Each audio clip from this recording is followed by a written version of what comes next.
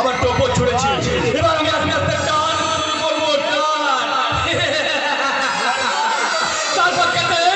আমি ওকে আপনার ঝাঁপিতে ভরে দেবো।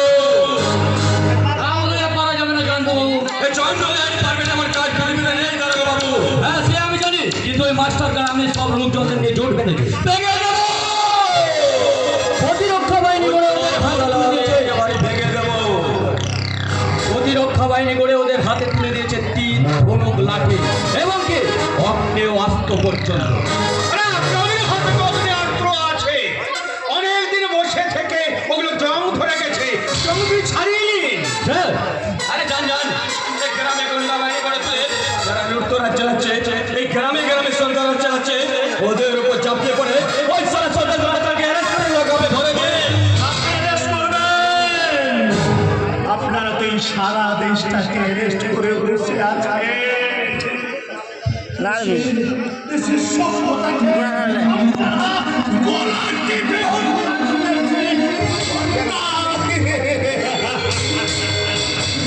পার্লামেন্টে ভিড় জমিয়েছে,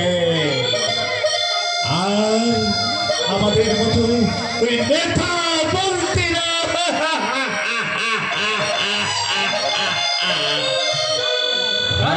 তুই কোন বিদেশি মহাপুরুষ রে? বিশাল মোবারক থাকতে আমাদের বেলায় কেন?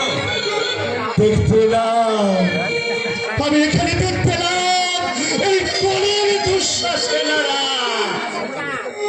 পাণ্ডব বংশ ধ্বংস করার জন্য কিভাবে কিভাবে ষড়যন্ত্র করছে, কিভাবে ষড়যন্ত্র করছে।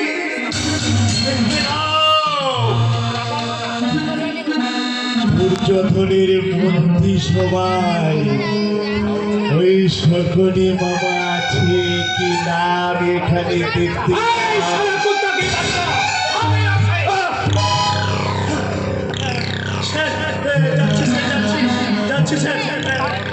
তবে স্যার আপনার ওই মোবাইলটা দেবেন স্যার। আরে মোবাইলে তুই কি করবি? ফোন করবো স্যার, ফোন একটা ফোন করবো।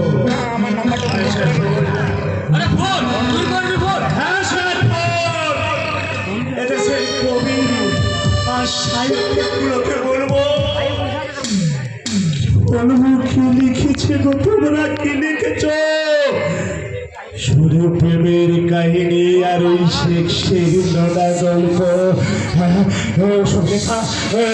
সব লেখা তোমরা এখন বন্ধ করো, এখন লেখো ওই মৃত্যুর তাজা খবর।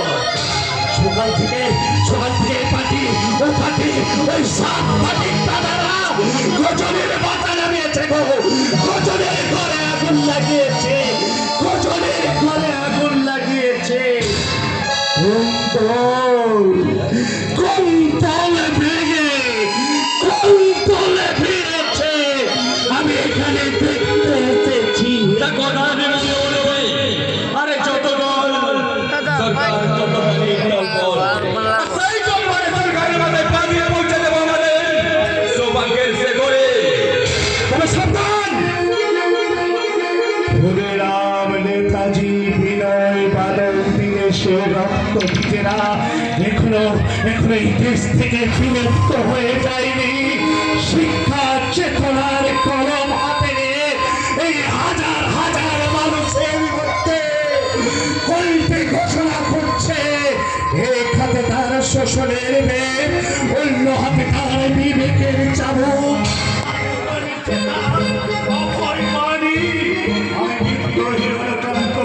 আমি সেই দীর্ঘ শান্ত জয় পীড়িতের কন্যর